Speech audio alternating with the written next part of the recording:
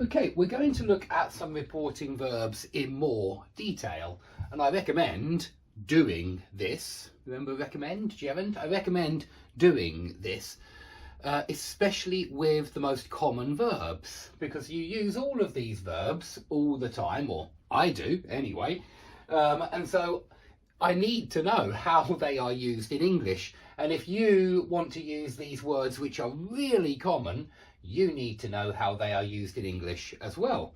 And I start with offer and suggest simply because I noticed long ago when I was teaching in Moscow that students very often mixed up the two, and it seemed to me that they were translated into Russian with the same one word, предложить, if you're interested.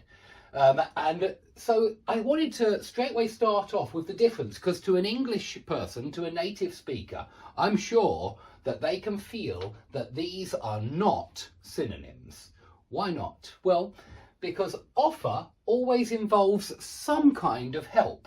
And by the way, offer is grammatically different to suggest. Look, you offer to do something, but you suggest doing something. You can offer somebody something. For example, I offered him a drink, or they offered me a job. You can offer somebody a noun, but you can't suggest somebody a noun. You can suggest that plus subjunctive. We've looked at that in subjunctive. And you can suggest to somebody that plus subjunctive, maybe. It depends if it's a future hypothetical. Yeah, and usually there are future hypotheticals after suggest. So I suggest that he be in charge. I suggest that he remain where he is. Okay, so they are grammatically different, but even the meaning is different, because when you offer something, you are offering help. When you offer to do something, you are offering somebody some help, always. But when you suggest something, it's just a plan. It's just an idea.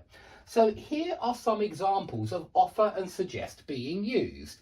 And this is my example of a suggestion. Let's eat out. This is my example of an offer. Shall I take your suitcases? Or can I take your suitcases? Shall I, or can I, or could I? They're offers. You're offering to help somebody here. Taking somebody's suitcases is help. Yeah, it's a lot of weight to carry. Suggesting that you go to a restaurant is not help. Yeah, it's just a plan. It's just an idea. It's not help at all.